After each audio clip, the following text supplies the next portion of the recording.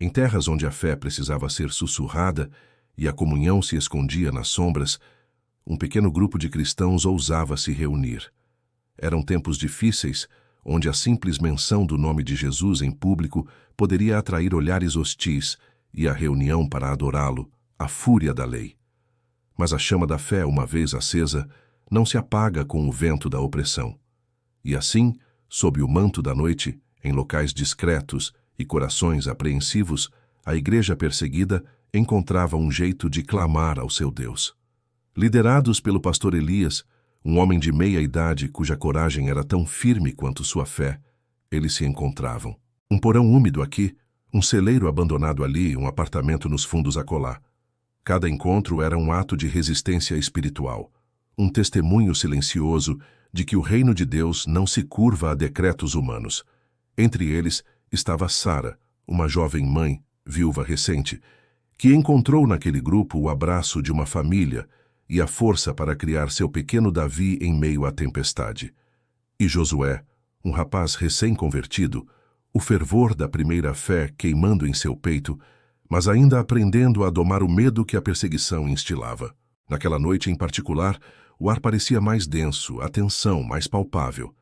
Reuniram-se nos fundos de uma velha alfaiataria, cujo dono, um irmão idoso e discreto, lhe cedera o espaço. As luzes eram baixas, as vozes ainda mais. O pastor Elias, com a Bíblia gasta nas mãos, começou a reunião com uma palavra de ânimo, lembrando-os das promessas de livramento e proteção. Não temam, amados, disse ele, a voz calma, mas firme. Aquele que está conosco é maior do que aquele que está no mundo. Se Deus é por nós, quem será contra nós? As orações começaram fervorosas, sussurradas, pedidos pela nação, pelos doentes, pelas famílias que sofriam pela liberdade de cultuar. Sara, com o pequeno Davi adormecido em seu colo, orava em lágrimas pela proteção de seu filho, para que ele pudesse crescer conhecendo o Deus de seus pais. Josué, ao seu lado, lutava contra o nervosismo que lhe gelava as mãos, mas sua voz se juntava ao coro em súplicas sinceras. De repente, um barulho lá fora. Um carro parando bruscamente. Passos pesados se aproximando. Os corações gelaram. Josué, que estava mais perto da janela improvisada, espiou por uma fresta e seu rosto empalideceu. Pastor, é a polícia, sussurrou ele, a voz carregada de pavor. O pânico se espalhou pelo pequeno grupo como um rastilho de pólvora. Alguns se encolheram, outros olharam para o pastor Elias em busca de uma direção, de uma palavra de esperança em meio ao caos iminente. Sara apertou Davi contra o peito, o coração disparado, o medo da separação, da prisão, da incerteza do futuro de seu filho a consumindo. O pastor Elias, embora sentisse o peso da responsabilidade e o frio do perigo, ergueu as mãos pedindo calma. Irmãos, este é o momento de provarmos a nossa fé, disse ele a voz firme, tentando sobrepujar o medo que ameaçava engolir a todos. Não nos desesperemos.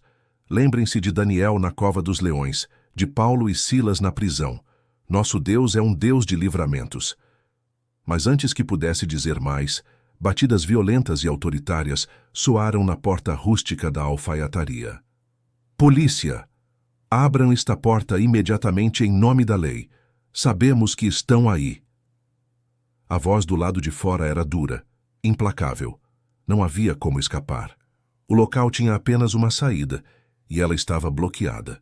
O pastor Elias respirou fundo, fez uma oração silenciosa e caminhou em direção à porta. Mantenham a calma e orem, irmãos.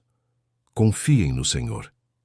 Ele abriu a porta e se deparou com o capitão Ferreira, um homem de feições severas, acompanhado por 4 policiais armados. Os olhos do capitão varreram o interior do cômodo, fixando-se no pequeno grupo encolhido. Reunião ilegal, pastor, disse o capitão Ferreira, um sorriso cínico nos lábios. Acho que o senhor não aprendeu a lição da última vez. Parece que teremos que ser mais duros agora. Os policiais invadiram o local, a truculência em seus gestos. Começaram a empurrar os irmãos, a pedir documentos, a intimidar. O pequeno Davi, acordado pelo barulho e pela tensão, começou a chorar no colo de Sara, que tentava acalmá-lo enquanto suas próprias lágrimas rolavam. Josué, o jovem convertido, sentiu o sangue gelar. Era seu primeiro confronto direto com a autoridade repressora. O medo o paralisou por um instante, mas ao ver o sofrimento de Sara e a coragem do pastor Elias, algo se acendeu dentro dele. Enquanto os policiais separavam homens de mulheres, preparando-se para levá-los, o pastor Elias ergueu a voz, não para argumentar com os homens, mas para clamar aos céus. Senhor dos exércitos, bradou ele, a voz ecoando no pequeno espaço, cheia de uma autoridade que não vinha dele. Deus de Abraão, de Isaque e de Jacó, tu que dizeste que onde 2 ou 3 estivessem reunidos em teu nome, ali estarias no meio deles. Olha para teus servos nesta hora de aflição. Não nos desampare, Pai. Mostra o teu poder, mostra a tua glória. Intervém, Senhor, intervém. O grupo, contagiado pela fé audaciosa de seu pastor, uniu-se ao clamor. As vozes se ergueram em uma súplica desesperada, um misto de medo, fé e adoração. Era a oração no limite, o último recurso daqueles que não tinham mais a quem recorrer, senão ao Deus Todo-Poderoso.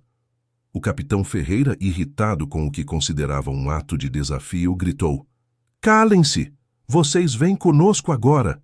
Mas, no exato instante em que ele deu a ordem para que seus homens algemassem o pastor, algo extraordinário aconteceu. No exato instante em que o capitão Ferreira deu a ordem, uma luz intensa, de um branco puro e celestial, irrompeu no ambiente. Não vinha das lâmpadas fracas do teto, nem das frestas da janela. Vinha de toda parte e de lugar nenhum ao mesmo tempo, preenchendo cada canto da velha alfaiataria.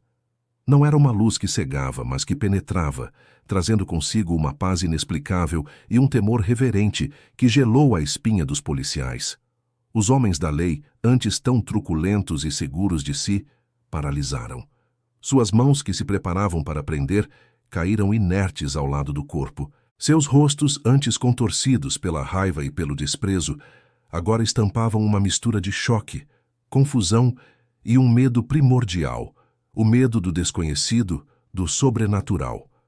O capitão Ferreira, pego de surpresa, tentou gritar, dar ordens, mas sua voz não saía.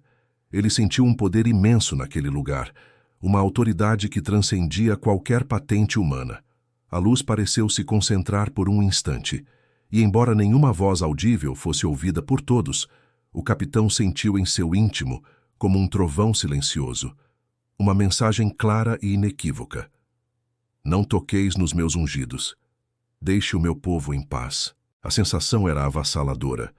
O ar ficou pesado, mas não de opressão, e sim de uma santidade que esmagava qualquer intenção maligna. Os policiais se entreolharam, os olhos arregalados, buscando uma explicação que não existia na lógica humana. Alguns começaram a tremer visivelmente. O grupo de oração, por sua vez, sentiu a mesma paz e o mesmo temor reverente, mas para eles era a confirmação da presença de Deus, a resposta ao seu clamor desesperado. As lágrimas de medo se transformaram em lágrimas de adoração. Sara abraçou Davi com força, sentindo uma onda de calor e proteção divina envolvê-los. Josué, que antes temia pela própria vida, agora sentia uma coragem sobrenatural fluir em suas veias. Então, tão subitamente quanto começou, a luz começou a se dissipar, lentamente, como o alvorecer após uma noite escura. E com ela, aquela sensação de poder esmagador foi se amenizando, deixando para trás um silêncio profundo, quebrado apenas pelos soluços de gratidão dos fiéis. O capitão Ferreira, ainda pálido e trêmulo, olhou para seus homens, que pareciam igualmente abalados. Não houve troca de palavras. A ordem não precisou ser dita. Com um aceno de cabeça quase imperceptível, ele sinalizou a retirada. Os policiais, tropeçando nos próprios pés, recuaram apressadamente, saindo da alfaiataria como se fugissem de um fantasma. Quando a porta se fechou atrás do último policial, o grupo permaneceu em silêncio por um longo momento, processando o milagre que acabara de testemunhar. E então, como uma represa que se rompe, a emoção transbordou. Gritos de "Glória a Deus! Aleluia! O Senhor é fiel!" ecoaram pelo pequeno espaço. Abraçaram-se, choraram juntos, riram juntos. A alegria do livramento era palpável, contagiante. O pastor Elias, com o rosto banhado em lágrimas, ajoelhou-se e começou a agradecer. Obrigado, Pai. Obrigado por tua fidelidade, por teu amor incomparável. Tu és o Deus que livra, o Deus que protege, o Deus que ouve o clamor dos teus filhos. A ti seja toda a honra, toda a glória e todo o louvor para sempre. Naquela noite, a fé daquele pequeno grupo foi cimentada de uma forma indestrutível. Eles haviam visto a mão de Deus agir de maneira imediata e poderosa. O testemunho da intervenção divina se espalhou como fogo em palha seca, secretamente de irmão para irmão, encorajando outros cristãos que viviam sob o jugo da perseguição. O capitão Ferreira e seus homens nunca mais foram os mesmos. O que viram naquela noite marcou suas vidas para sempre.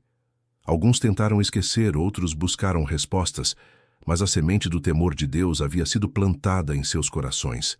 E assim, o grupo de oração que se reunia em segredo, enfrentando a ameaça constante da perseguição, experimentou a intervenção divina de uma forma que jamais esqueceriam. Na hora da maior angústia, quando a porta da esperança parecia se fechar, Deus abriu as janelas do céu e manifestou seu poder de maneira imediata e gloriosa.